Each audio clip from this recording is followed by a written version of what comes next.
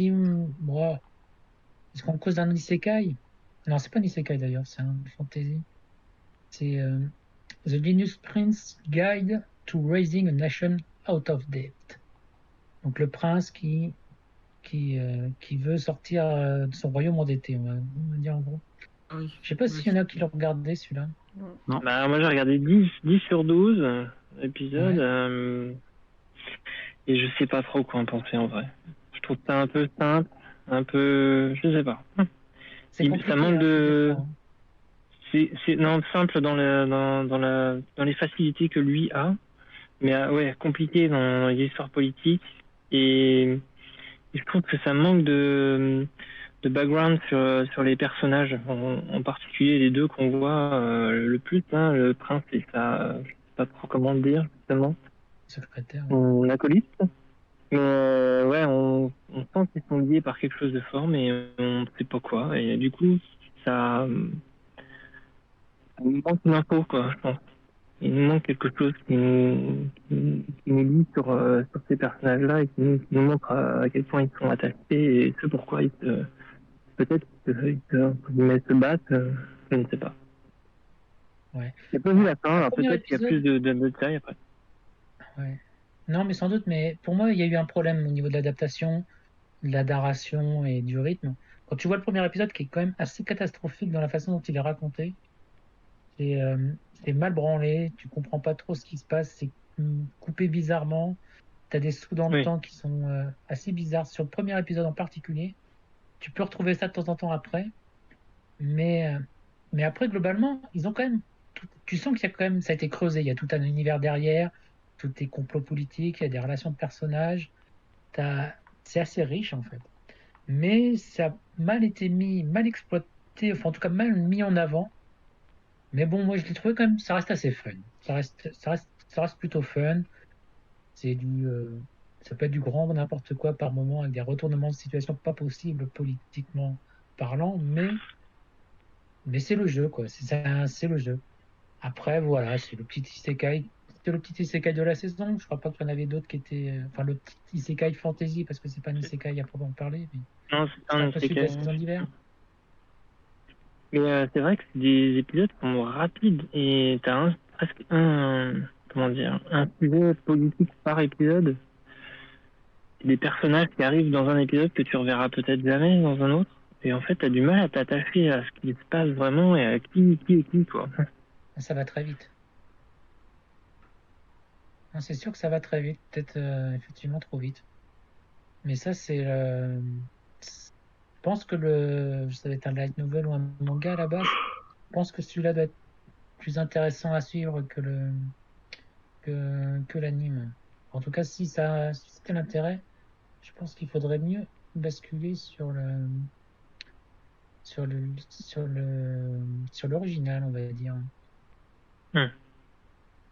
C'est un light novel. Mais sinon, ouais, s'il y a une saison 2, je pense que je regarderai. Ça peut être, ça éveillerait ma curiosité en tout cas. Parce que j'aime bien les intrigues politiques, un peu de militaire et tout ça. Alors on n'est pas au niveau de Kingdom, c'est un peu dommage, mais ça manque toujours un peu. Il sort quand même souvent des trucs de son chapeau, comme s'il avait Oui, été prévu depuis le début et oui, il que prévoit tout se tout. passe comme il avait prévu. Enfin, c'est un peu. C'est un génie Mais bon, feignant. voilà, c'est un génie. C'est un génie. Je peux pas comprendre. Ouais. Pareil, enfin, voilà, je vais parler d'un autre anime, je pense pas que sur une suite. La saison 2 de Princess Connect, que j'ai vue. Alors, comme la saison 1, tu sais pas pourquoi, sur les jeux mobiles, il y a des gens qui mettent tellement d'argent pour faire d'animation qui est fantastique et super belle, de la belle musique, enfin, t'as tout ce qui va bien. Enfin, c'est Side Games qui est derrière aussi, c'est un peu leur bébé. Donc c'est la saison 2 qui est toujours au top de ces côtés-là. Mais alors, qu'est-ce que ça va vite? Il y a tellement de personnages par épisode, j'ai été perdu. Trop de personnages de leur jeu qu'ils ont voulu introduire. Donc là, je pense que faut jouer au jeu pour aimer. Surtout que là, en plus, ça vient conclure la série parce qu'on a tout l'arc narratif qui a été commencé à mettre en place dans la saison qui se termine. Donc là, on a l'histoire complète. de la série qui se termine. Mais alors, il y a tellement de personnages, je me suis perdu. Mais c'était pas mal, mais il va falloir un deuxième visionnage, je pense. C'était ou faire comme Dries, revoir la première saison avant de revoir la deuxième, parce que là c'était, je sais pas combien il y avait de personnages, mais il y en avait au moins trois quatre nouveaux par épisode. Je sais pas. Quand ils se retrouvent tous sur les deux derniers épisodes, t'es là, oh là là, c'est dur. À la fin, il y Mais, en a 30. mais une belle fin, par contre, une belle conclusion avec un beau combat, des, enfin bref, c'est une série qui se termine et qui m'a foi été sympathique dans le genre fantasy sans prise de tête, où tu baves devant les repas qui sont en train de se faire et où tu vois des scènes d'action. Tu te dis, mais mince, tu devrais avoir ça que dans Demon Slayer ou compagnie. Et, non, c'est là sur une adaptation de jeu vidéo. Tu sais pas pourquoi, mais c'est là. Et ben, ça fait plaisir. Et puis bon, et forcément, vu que c'est un jeu je crois que ça doit être, je sais pas, un jeu de cartes ou un jeu de personnages, genre à la, comme en Genshin Impact ou truc comme ça, je sais pas exactement. Donc De t'as toute plein façon, de petits, Oui, je crois. de jolis personnages bien dessinés, donc effectivement c'est plaisant de voir ces beaux designs de jolies filles, on va dire. toute Et façon, ouais, le but, ce genre d'animé-là, c'est les animés commerciaux. C'est-à-dire que ah oui. c'est d'attirer sur les jeux après pour faire acheter, quoi. Mais oui, mais pour une fois j'y étais avec plaisir. Puis c'était drôle. Il y a toujours c'est au moins une réussite de cet anime, c'est son humour. Et tu t'attends pas forcément à ça. L'histoire est sans plus, mais l'humour est là. Et ouais, j'ai passé un bon moment devant. Et Ouais, ce que je veux dire, c'est cette que, dernière saison ouais. un peu fouillante. Ce que je veux dire, c'est que niveau réalisation, ils ont les raisons d'y mettre de l'argent. C'est un investissement, quoi. Oui. Parce qu'ils savent ils savent très bien que derrière, ils vont récupérer plus que ce qu'ils ont mis. Bah oui, je parlais de Demon Slayer au niveau animation. Je sais pas si vous avez regardé le dernier, Non, pas encore. Enfin, je vois le film dernière saison. déjà. Ouais. J'ai pas encore vu le film. Bon, moi, ouais, non, j'ai regardé comment c'est, le district des plaisirs, c'est ça qui s'appelle en français? Ouais. Quartier des plaisirs, oui. Et Ouais, c'est pas le mal, moi quartier j'ai des. bien aimé. Hein. Ben, c'était bien foutu. Enfin, c'est Il, toujours au c'est, top niveau il y a réel, de quoi. l'action, Il y a de l'action, c'est dynamique. ça bouge. Hein. Le nouveau personnage qui nous est présenté là, comment c'est déjà, ah, j'oublie, j'ai mangé son nom. Ça va me revenir. Tengen, Hum. le nouveau pilier qu'on nous présente est quand même un sacré personnage qui, qui envoie, quoi. Les méchants, c'est pas trop mal. C'est un peu le point faible, je Oui, trouve, de ouais. Demon Slayer, c'est les antagonistes. On s'en fout un peu finalement. Bah, Pour moi, c'est les persos secondaires. oui. Enfin, les acolytes. Ils essayent de travailler leur background, de nous donner de l'empathie pour ces personnages-là, mais en soi, ils ont des motivations qui sont, qui Bah, sont ce qu'elles sont, mais elles en sont fait, pas jusqu'à passionnantes.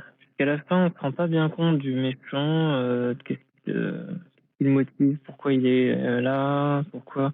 Il y a beaucoup de choses quand même qui se passent à la fin, je pense, de la saison, surtout sur l'antagoniste. Oui, mais Par contre, moi, ouais, le film, après, j'ai pas ultra accroché avec la partie sur le train, en fait. La partie finale était assez explosive et très intéressante, très belle. Mais le train lui-même, on va dire, enfin le milieu, on va dire, du film, j'ai moins adhéré. ouais, après, ça reste une histoire qui est tout en ligne droite, hein. Il y a un méchant à abattre, il faut aller l'abattre. Et bon, c'est le gros point fort, c'est ils arrivent à magnifier toutes les scènes d'action et à mettre de la tension, à te faire, à faire déclencher les émotions, etc. Mais on n'en ressort pas en se disant, waouh, j'en ai pris plein les yeux, mais on n'a pas vraiment de petits thèmes, de petits messages derrière qui restent. Et ouais, c'est ce que je reprocherais à la série en général. Mais bon, là, que le quartier des plaisirs, c'était quand même un bon moment de divertissement et tu passes. Bah, tu passes vraiment un bon moment quand même. T'as peut-être le dernier épisode qui est un peu mou, mais bon, il fallait une conclusion, quoi.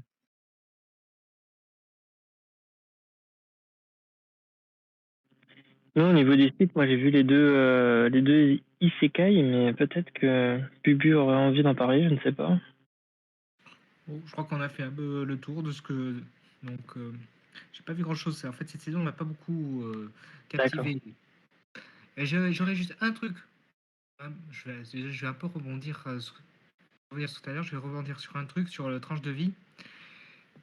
Il y a un anime tranche de vie qui m'a beaucoup, mais franchement, énormément plu.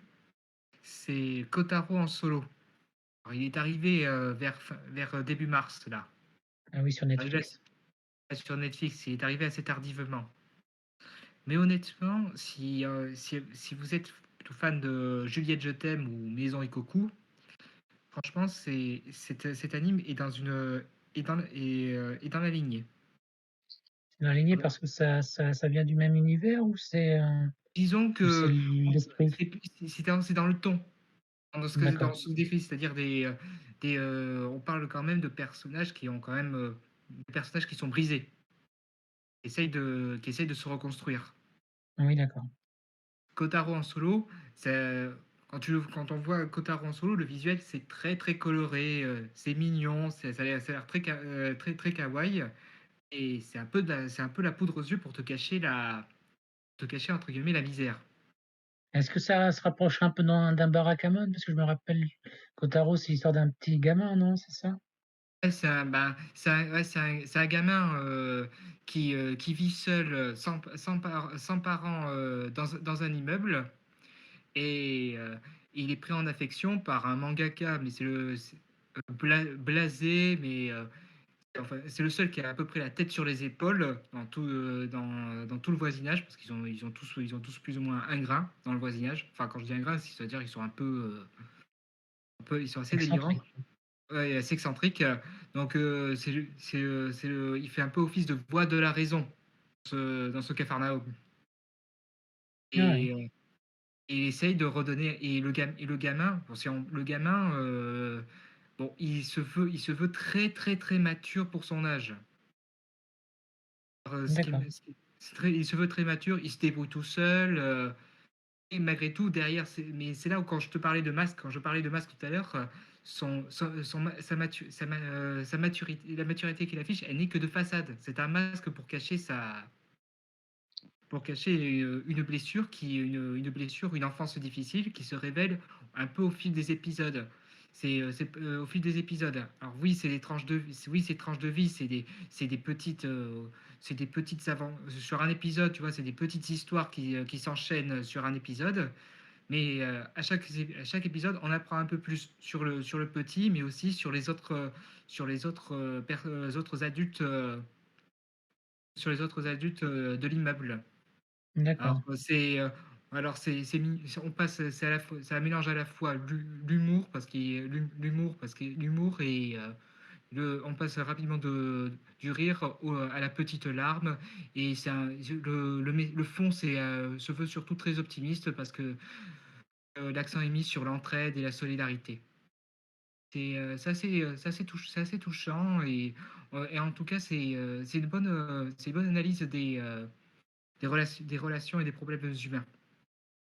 Je le Franchement, note. et franchement, et ça parle vraiment d'un Japon, c'est un peu l'histoire d'un Japon délaissé comme Maison Ikoku ou Juliette Je t'aime. Ouais, non, mais je vois tout à fait. Je vois tout à fait ce que C'est tu un veux peu dire. dans ce registre-là et il y a pas de romance, c'est vraiment, tu vois, c'est du drame parce qu'ils disent c'est marqué comédie, mais honnêtement, Comédie dramatique, quoi. c'est comédie dramatique, je devrais dire, parce qu'il a été partout où je vois, il est marché affiché comédie, mais c'est quand même, ouais, c'est faut quand même, c'est pas mal de drame, mais c'est surtout avant tout optimisme. Très bien. Mais franchement, c'est très très mignon, très mignon. Franchement, c'était un de mes petits coups de cœur franchement pour cette saison. Sinon, on a quand même eu un anime qui s'est terminé en hiver, là.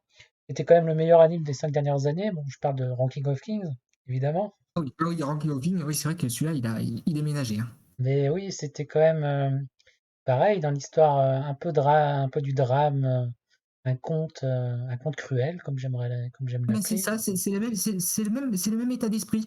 Ah oui, C'est c'est ce que je coloré, me mais ça disais se quand veut on parlait. cruel. Ouais. Avec donc ce petit conte cruel de Ranking of Kings, et, qui est une petite pépite, mine de rien, tant en animation que au niveau de son histoire, de sa narration, ses openings, de ses personnages. Enfin, c'était bien foutu, bien ficelé. Euh, non, c'était une bonne petite réussite. Il y a quelqu'un qui va en parler en particulier ou je continue et je m'arrête plus? Je l'ai pas encore vu, donc tant que tu spoil pas. D'accord, tant que je spoil pas. Ça marche. Vas-y, fais-toi plaisir. Non, mais ce que j'en dirais, c'est on a une très très bonne entrée en matière sur cette série qui est surprenante. On s'attend enfin, quand on regarde les premières images, on s'attend pas forcément à grand-chose de cette série. On se dit, bon, bah, voilà, une petite histoire, un petit garçon sourd-muet qui a des difficultés dans la vie, donc il veut devenir le roi. Donc on va suivre une histoire assez classique. On a plein de stéréotypes de personnages, la belle-mère, le vieux roi, les gardes, les mentors, etc. Et puis, au fur et à mesure, ben, tous ces personnages-là, ben, la perspective qu'on a sur eux est complètement renversée au fur et à mesure du récit, parce qu'ils sont tous, en fait, ce ne sont pas des stéréotypes, on les prend comme ça parce qu'on a nos habitudes face à ce genre de récit, on va dire, face à ce genre de conte, on a les habitudes des personnages. On a le personnage, ouais, voilà, comme je disais, de la belle-mère, t'as le personnage du comment, du roi, de l'ogre un petit peu, enfin, il y a tous ces trucs classiques qu'on a dans notre culture. Mais là, tous ces archétypes sont revisités. Et, euh, et ce qui donne en fait une histoire originale qui nous surprend. sur, et puis en plus derrière, tu as Wit Studio qui est quand même l'un des gros studios montants, bourré de talent du moment et qui nous sort des passages de bravoure en animation 2D comme on n'en voit pas si souvent. Et au cœur de ça, t'as cette histoire de cette relation d'amitié entre le jeune prince sourd-muet dont tout le monde se moque et cette créature, cette ombre qui est là, qui d'abord essaye de le détrousser et qui au final se lie d'amitié avec. Et tu as ce duo qui brille très fort, en tout cas dans la première moitié de la série, qu'on revoit un peu moins dans la deuxième moitié. C'est là où la série serait parfaite si la deuxième moitié était un petit peu mieux rythmée, où on se perdait un petit peu moins, perdait un peu moins de temps. La deuxième moitié traîne un petit peu en longueur par moment. Et c'est un petit peu dommage et une conclusion bon, qui plaira pas forcément à tout le monde. Mais en tout cas, bah, c'était un sacré voyage. C'est à voir. C'est franchement, il n'y a pas beaucoup de récits qui m'ont emporté autant depuis très très très longtemps. J'ai du mal à voir d'ailleurs qui c'était le dernier. L'animé, il est terminé, non? Oui, il est fini. Ouais. L'histoire n'est pas finie, par contre, mais les deux saisons sont conclues. Enfin, deux saisons, c'était les deux moitiés. Ils sont faits à la suite, donc oui. Donc les 24 ou non, 23 épisodes. En tout cas, ça donne bien envie. Je l'ai pas Ça, vu, ça mais conclut un arc Je peux complètement ajouter et aussi, oui. j'ajouterai juste une petite chose. Ranking of Kings a eu quand même la Galaxy Award.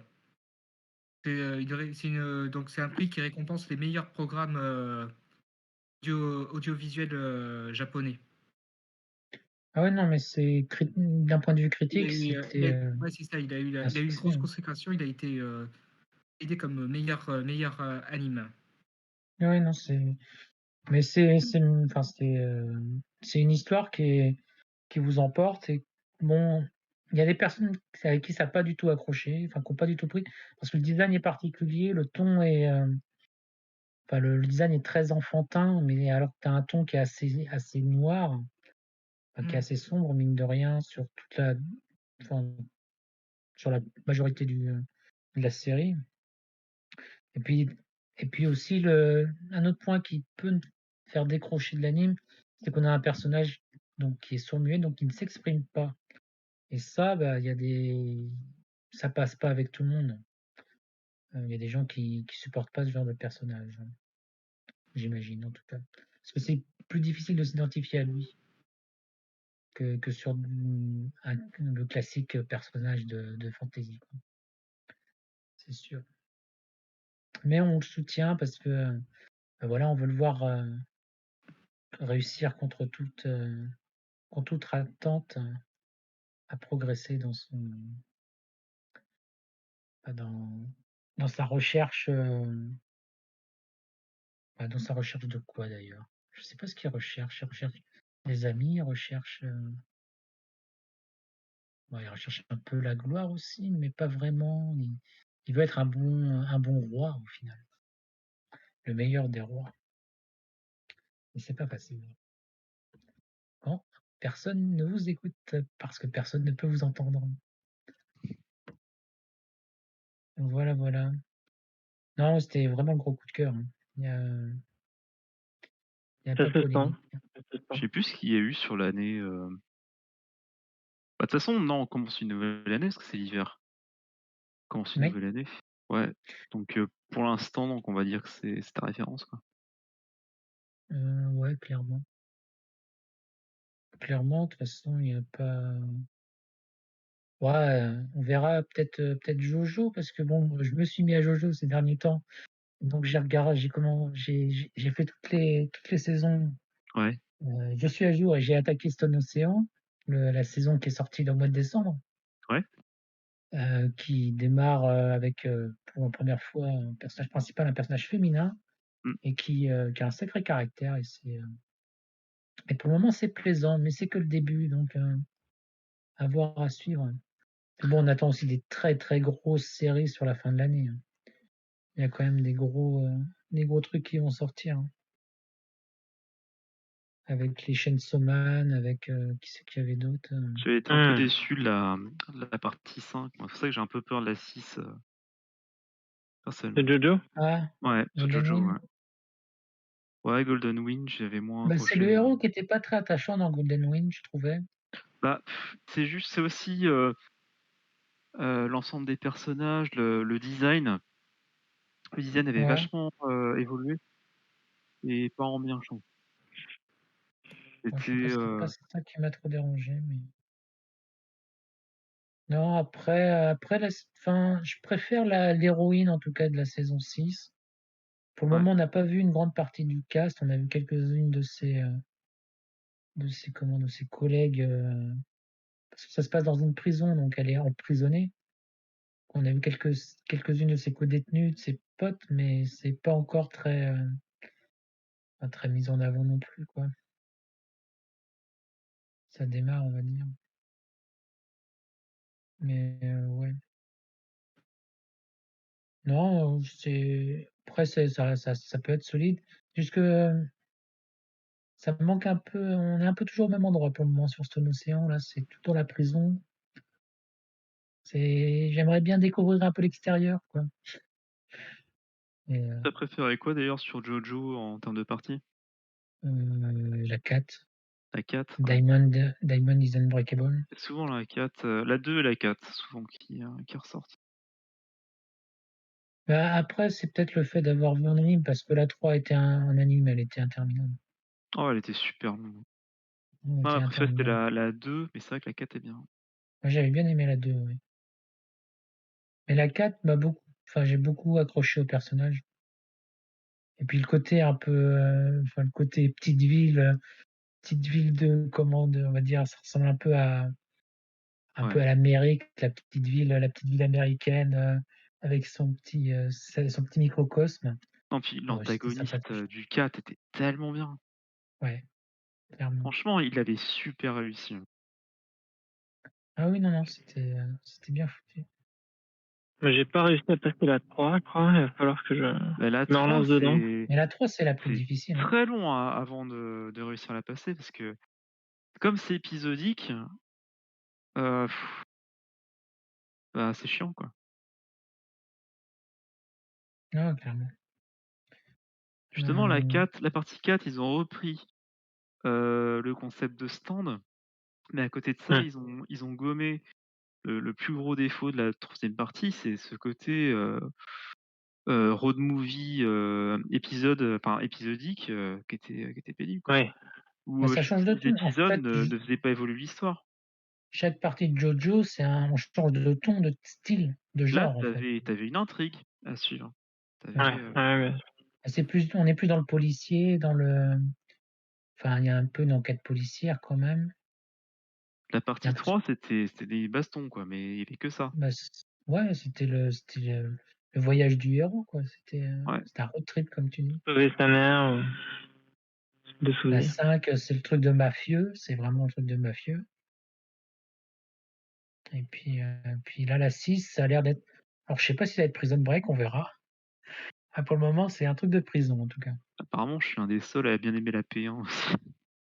Ah, la P1, la P1, le problème, c'est qu'il se passe pas grand-chose. Bah, elle est courte. Ouais, mais elle est Et pas moi, mal quand même, moi j'ai bien aimé. j'adore le côté hyper théâtral qui est dans la première partie, où Hmm. des persos qui s'exclament en permanence, t'as une voix off qui te décrit les trucs avec beaucoup d'intensité. Je sais pas, ça m'a ça m'a plu comme ça, quoi. Ah, puis c'est un peu Après, la surprise aussi, hein. ouais, non, puis L'entrée c'est en la première matière. partie que tu vois de Jojo, donc ça surprend, ouais, c'est clair.